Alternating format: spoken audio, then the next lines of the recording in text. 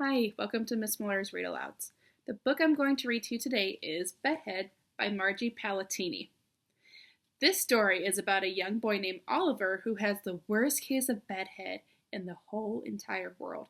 He tries everything to try to tame his bedhead, and his parents and his sister even have to get involved. Read with me to figure out if Oliver can ever tame his horrible case of bedhead. Shuffle slump, shuffle slump, shuffle slump, slump bleary-eyed Oliver out of bed, down the hall and into the bathroom. He yawned, he yanked, splashed some water, swished some mouthwash, gave his front teeth a passable brushing, and then, in a gunkless corner of the soapy silver soap dish, in a fogless smidgen of his father's foggy shaving mirror, right there, on the hot water faucet, for heaven's sake, he saw it. It was big. It was bad. It was Bedhead! Oliver's hair was out of control. Way out of control. There was hair going this way, hair going that way, hair going up, down, around, and around. And there was one teeny tiny clump of hair way at the back of his head that looked just like a cat's coughed up fur ball. Ah!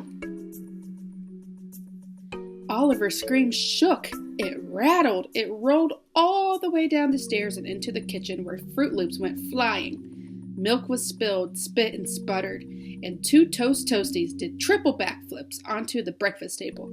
Oliver?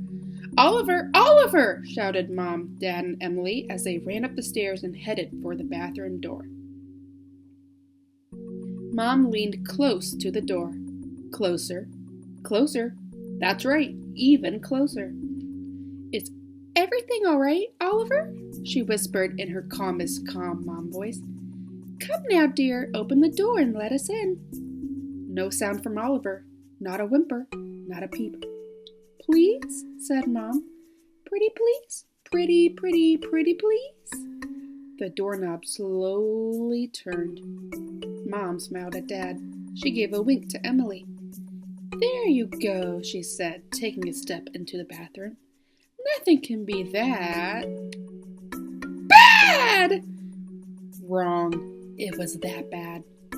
Yes, sir, no doubt about it, said Dad, surveying the hairy situation from Sig's side. Oliver, my boy, you're having one bad hair day. Major, said Mom. Total, agreed Emily. Maybe if we just push it this way, Mom said, giving it a try. Boing! Been there, done that, moaned Oliver. Perhaps if we just pull it that way, said Dad. Boing! Been there, done that, groaned Oliver. I could curl it, offered Emily, ready to roll. Oliver stared a steely stare at his sister. I don't think so. Oh, then we'll just wet it, said Mom. Yes, let's just wet it, they all agreed. So they watered Oliver. They splished him and splashed him, gave him a good soak and dunk. Ah, they said, sighing a confident job well done sigh. Oliver's bedhead was now one dripping wet head. And then it dried. Ba-ba-ba-boing, a-boing, bing, bing, ba-ba-boing. Hair started going this way. Hair started going that way. Then up, down, around, and around. And now there was a bigger clump of hair way at the back of his head that looked just like a cat's coughed up fur ball. Ah! I say we spray, shouted Dad, taking aim with a squirt. Yes, spray, spray, cried out Mom and Emily. So spray already, sputtered Oliver. So they spritzed him and sprayed him, and they gooped, glopped, and moosed him. They even hairpinned him flat in 5 places for good measure. Ah, they said, sighing a confident, job well done sigh. Oliver's bedhead was now one slick gelhead. And then pins went flying! Ba-ba-ba-boing, ba-boing, ba-bing, ba-ba-boing. Hair started going this way, hair started going that way, then up, down, around, and around, and now there was an even bigger clump of hair way at the back of his head that looked just like a cat's coughed up fur ball. Oliver wondered, maybe if I just sort of kind of, brushed it a bit. No, no, the three shouted, seeing the boy with bristles poised. Whatever you do, no, no, no brush. Too late. Oh, yes, the brush got stuck. Not stuck in the hair going this way or that. Not stuck in the hair going up and down. Not even stuck in the hair going around and around. But stuck, yes, very, very, very stuck in the clump way at the back of the head that looked just like a cat's coughed up fur ball. Mom gave it a yank. Yow! Dad gave it a pull. Ouch! And Emily gave it one good long tug. Yike!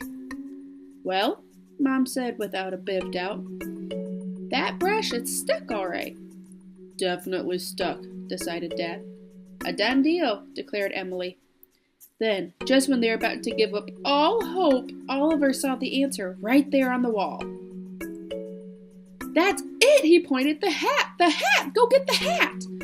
So without one more thought of a spritz, spray, or dunk, they all helped Oliver squish, smoosh, and cram every bit of Bedhead, stuck brush and all, into his faithful, old, battered, but true blue baseball cap.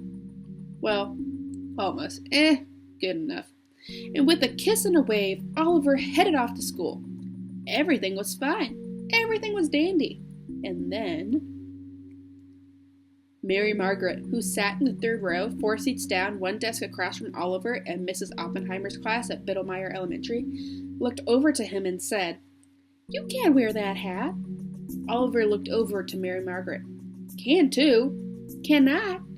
"And just why not?" demanded Oliver, holding tightly onto his hat. Mary Margaret grinned. "Because it's picture day."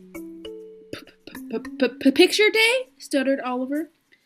"Picture day!" sang out Mrs. Oppenheimer, standing in front of the class. "Everyone, line up for a class picture. Back straight, faces front, smiles wide, and hats off." "Uh-oh," said Oliver. "Hats off?" "We're waiting, Oliver," said Mrs. Oppenheimer as everyone took their places. "We're waiting, Oliver," said Mary Margaret. "We're waiting, Oliver," said everyone else. "Hey, kid," said the man behind the camera. "Yeah, you with the lumpy-looking head. Off with that hat." Oliver hemmed. He hawed, but he knew he had it.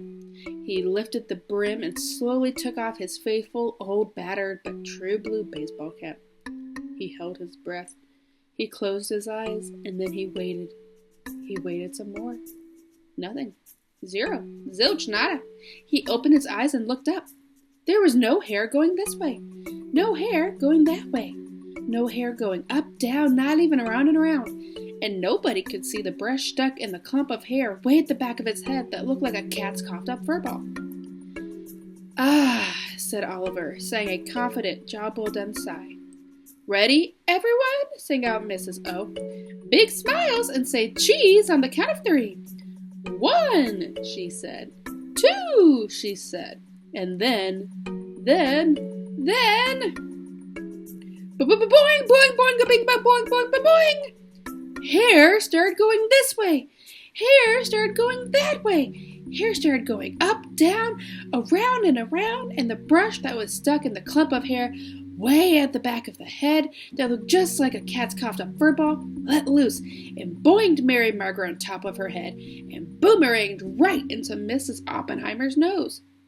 3, said the boinged Mrs. O, just as she and everyone else at Biddlemeyer Elementary got a look at Oliver and his bedhead. "Ah, jeez!" Click. "Got it," said the photographer.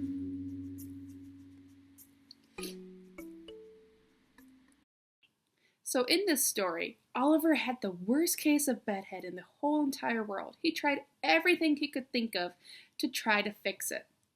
Have you ever had a day where something and everything that could have happened went wrong? What did you do? What advice would you give to Oliver to try to fix his bedhead? Or what would you do to try to fix your own bedhead? Thank you for listening to me read the story. I enjoyed reading it to you. I hope you enjoyed listening. Thank you for watching.